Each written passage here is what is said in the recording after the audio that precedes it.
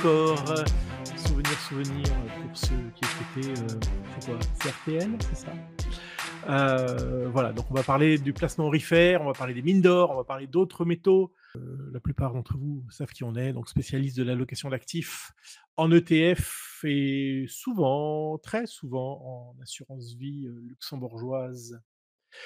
Et bah, autant à l'époque, je vous disais: «Mais personne parle de l'or».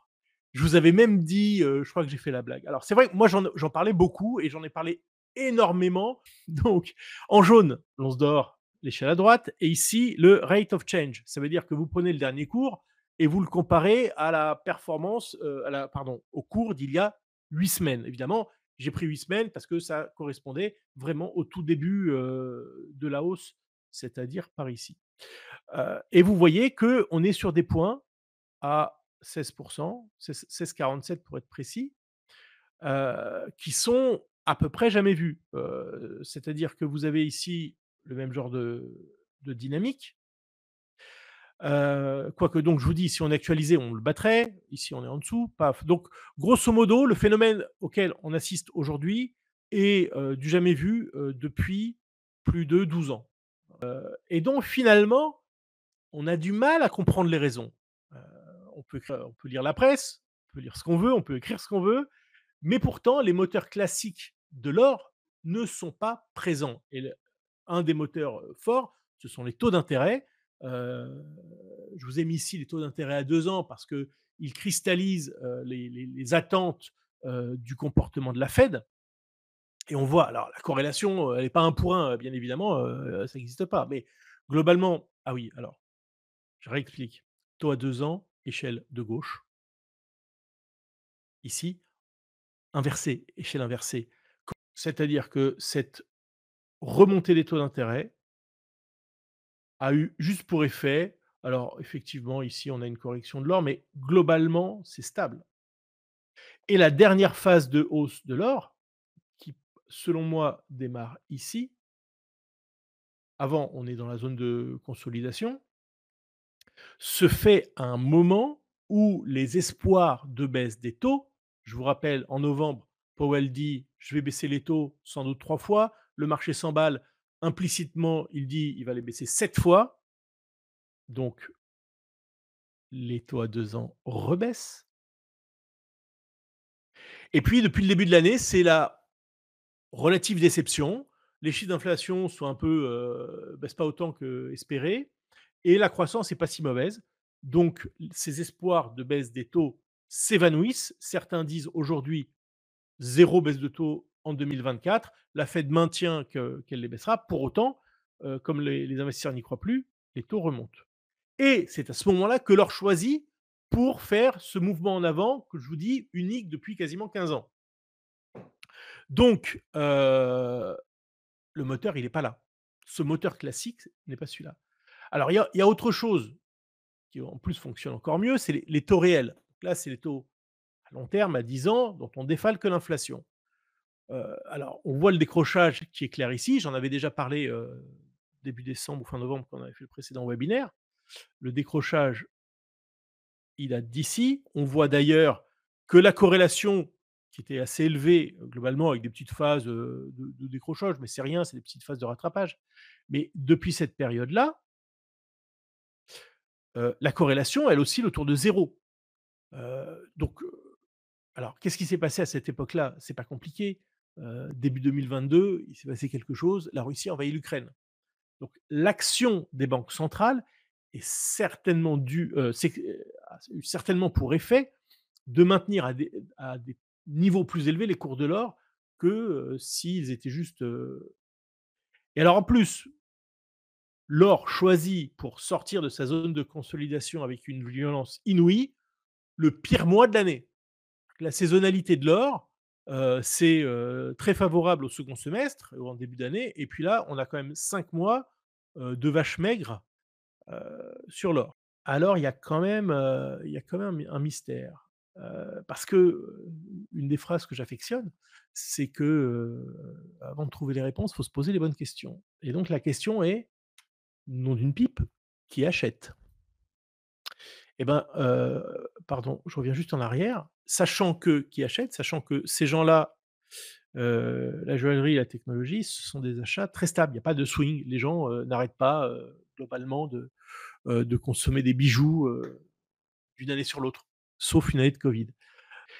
Le vrai swing sur l'or et c'est ça qui fait les mouvements, ce sont les investisseurs. C'est eux, hein, qui se mettent à vendre ou qui se mettent à acheter. Les banques centrales sont acheteuses depuis 10 ans et en particulier depuis 2 ans. Mais je ne veux pas rentrer dans le détail sur les banques centrales puisqu'on en a parlé la dernière fois et qu'elles ont peu changé leur comportement depuis le mois de décembre. Mais pour illustrer cette absence des investisseurs qui est juste unique, tellement unique que j'en ai fait 3 slides. Vous avez ici, le pourcentage des bon, la courbe jaune, tac, c'est l'or. Ça se voit pas, once d'or, ici, à droite. Et à gauche, vous avez les 2 courbes, violette et mauve. Je vous propose de vous concentrer sur la plus foncée des 2. Vous avez la part des ETF orifères par rapport aux actifs financiers. Donc qu'est-ce qu'on a? On a un pic ici à 9 et on a, un minimum ici à 1 des cacahuètes. C'est bientôt l'apéro. Et on est à peu près au même niveau maintenant. Donc il n'y a pas d'or dans les portefeuilles des investisseurs. Là. Qu'est-ce que ça, me fait dire? Ça me fait dire 2 choses. Je crois qu'il est intégré dans les cours de l'or une prime géopolitique. Alors c'est pas très rassurant, évidemment, on a tous, 2 casquettes, hein. On a la casquette de l'investisseur. On se réjouit, on trouve ça merveilleux, pour ceux qui ont de l'or et mes clients en ont beaucoup.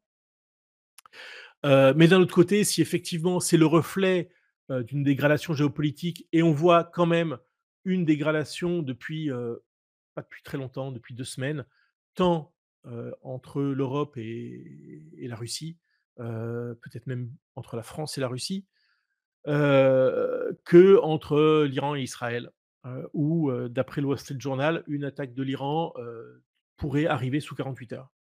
Voilà, vous lisez la presse comme moi, je pense que je vous apprends rien en disant ça, mais je pense que, la raison est là et que, de la même manière qu'avant le 11 septembre, 2001 et ces fameuses tours, les titres des compagnies aériennes avaient baissé quelques jours avant. Peut-être que l'or nous raconte quelque chose sur la situation, géopolitique. La deuxième raison, peut-être, à cette envolée, c'est des investisseurs momentum, tout simplement, qui regardent le chart, ils voient une rupture de résistance, ils achètent. Ils regardent, les rates of change que je vous ai montré tout à l'heure, ils achètent. Voilà, c'est tout simplement et puis que dès que ça se retournera, ils vendront. Bon, qu'est-ce qu'on peut dire, de manière assez basique? D'abord que c'est éminemment volatile, hein, puisque je dis juste 2 choses. La première, c'est que si on dézoome, cette tendance baissière s'inscrit dans un canal haussier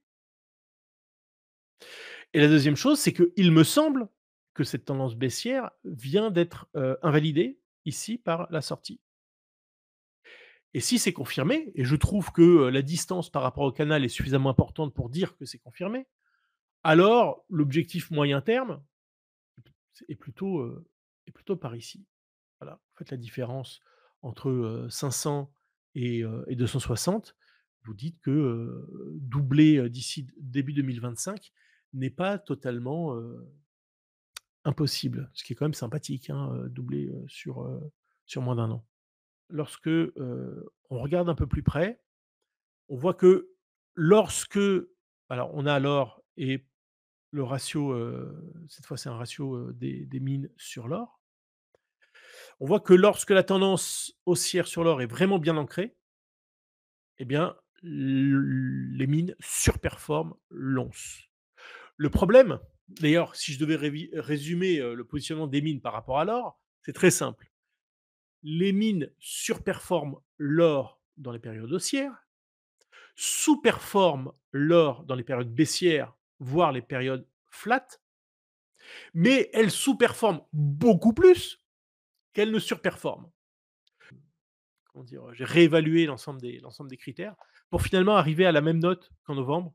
Alors j'avais insisté, hein, sur le fait que d'une année sur l'autre, gagner 3 points de note, c'était juste énorme et qu'en novembre, évidemment, novembre, c'était une excellente période pour acheter de l'or. Et finalement, malgré mon engouement, vous l'avez compris, la note ne change pas. Tout simplement parce qu'on a quand même une inflation, qui repart, et ça c'est pas très, enfin, qui repart, qui décroît moins qu'attendu.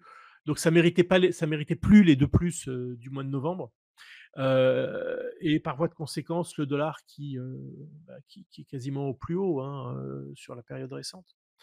En revanche, positionnement des investisseurs vraiment absents, performance relative des mines, bah, là maintenant, ça devient plus rassurant. On n'est pas encore à 4+, mais on s'en approche.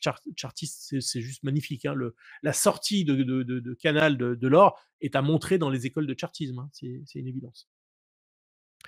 Hem, le il y a pour les frustrés, hein, de ceux qui se disent: «Oh zut, j'ai pas acheté à 2 000 $ et c'est peut-être trop tard», je voudrais dire, 2 choses. La première, c'est que c'est pas grave, parce que le potentiel à long terme est tel que si vous achetez aujourd'hui et vous subissez, par exemple, un retour vers la zone support autour de 2 100 points qui à mon avis n'arrivera pas, mais c'est pas très grave. Deuxième chose, lissez vos achats, pas sur trop longtemps parce que ça monte très vite, mais lissez un peu vos achats. Troisième chose, diversifiez. Vous n'êtes pas obligé d'acheter que de l'or, parce que l'argent, je me suis fait un plaisir d'écrire que l'argent pouvait faire le bonheur, en tout cas le bonheur de votre portefeuille, heu, a eu une sortie aussi, d'une zone de consolidation, et l'argent, c'est, encore plus volatile que l'or. Vous voyez les swings, c'est bon, je vais pas illustrer, vous lisez vous-même l'échelle, est très important, et le commentaire que je fais maintenant sur l'or vaut, sur l'argent vaut également pour l'or. Quand vous sortez d'une zone de consolidation qui a duré 3 ans, vous n'atteignez pas l'objectif en 3 semaines. C'est pas possible. Donc là, la sortie est extrêmement prometteuse, et je crois il faut encore y aller. Heu, Dans une autre configuration, alors pour les gens qui sont encore plus contrariants, hein, parce que bon, la performance de l'argent ces dernières années, c'est quand même pas, brillant, hein, surtout par rapport aux autres marchés. Et ben, il y a le palladium. Palladium qui est sur un support majeur de long terme, qui est pas on peut pas dire que le palladium soit sorti de sa tendance baissière. Si on zoomait, j'ai pas préparé le graphique, ici, je trouve cette zone-là assez encourageante, mais on peut pas conclure encore, hein, que ce soit sorti. Maintenant, il peut avoir un phénomène de rattrapage, sur le palladium, sachant que pourquoi une telle baisse, de ça divisé par 3, hein, un métal précieux qui divise par 3. Tout simplement parce que le palladium, une des sources importantes du palladium, ce sont les pots catalytiques, et s'il y a que des voitures électriques, il y a plus de pots catalytiques. Alors 2 choses, la première, c'est que je crois que l'engouement, bon, les voitures électriques, OK, c'est une tendance longue, mais l'engouement, c'est quand même, assez désagrégé. Une autre manière, d'aller, sur cette classe d'actifs qui, je rappelle, je parle des matières premières au sens large, apporte non seulement de la performance, mais de la diversification. C'est l'ensemble des matières premières, et nous avons une stratégie, hein, que nous mettons en œuvre pour nos clients. Alors, notre stratégie, vous savez ou vous savez pas, mais je vous le dis, vous pouvez accéder par abonnement, ou vous pouvez accéder en nous déléguant la gestion, soit d'un compte titre, soit d'un contrat d'assurance vie au Luxembourg. Donc ça nécessite des actifs à partir de, pour aller sur, l'offre Luxembourg, de 150 000 €. Pour aller sur une offre matière première, ça va être plutôt 500 000 €. Mais voilà, donc bon, comme tout le monde ne parle que du MSCI World, je l'ai mis à titre de comparaison en orange. Donc globalement, ce qui est intéressant de noter, alors certes, au début, on est corrélé et puis plus du tout. D'ailleurs, dans la période de baisse, on voit que, 2022 où les marchés ont perdu 15, l'allocation fait 29. A contrario, l'année dernière qui a été très bonne pour les actions, on est en baisse. et donc bah, voilà, c'est quand même une source de diversification qui est ultra attractive, qui sur alors on je démarque en 2020, je suis désolé, elle a été créée en fin 2019, non pardon même, dans le courant 2020, mais quand même, qui permet de sortir une performance annualisée brute de plus de 20. Voilà, avec une volatilité de 17, c'est quand même très, très, très bon puisque la volatilité de 17, c'est celle à peu près d'un marché d'actions. Conclusion, pour moi, je parle des métaux précieux globalement, c'est une classe d'actifs qui coche, on va dire toutes les cases, mais en tout cas toutes nos cases. C'est-à-dire qu'on a en même temps, un actif décorrélé, un actif, qui va profiter du cycle de taux d'intérêt parce que on peut discuter, est-ce que c'est le mois de juin, est-ce que c'est septembre? Ce qu'on peut dire, c'est qu'on rentre dans un cycle de baisse des taux et que, compte tenu de l'endettement des États et de certains acteurs privés, les taux réels ne peuvent pas, rester durablement au niveau actuel. Donc on va avoir le moteur habituel qui va venir booster encore, les cours de l'or. La situation géopolitique, on en a parlé et c'est quand même un hedge, de qualité, même le seul qui fonctionne réellement. On a des marchés actions et de taux qui sont corrélés positivement, donc vous intégrez des obligations à un portefeuille, vous ne le diversifiez plus. Avec l'or, c'est pas le cas. J'ai pas de graphique de corrélation, prévu, mais vous le savez, vous pouvez me faire confiance, l'or reste décorrélé, globalement des marchés, d'actions et donc de taux également. On a un chart qui est juste merveilleux. On a des investisseurs qui en ont pas encore conscience et qui sont absents. Toutes nos cases sont cochées et j'ai rarement été, aussi brûlant sur une classe d'actifs que je suis sur l'or. Merci à tous, très bon week-end, à très bientôt sur nos webinaires.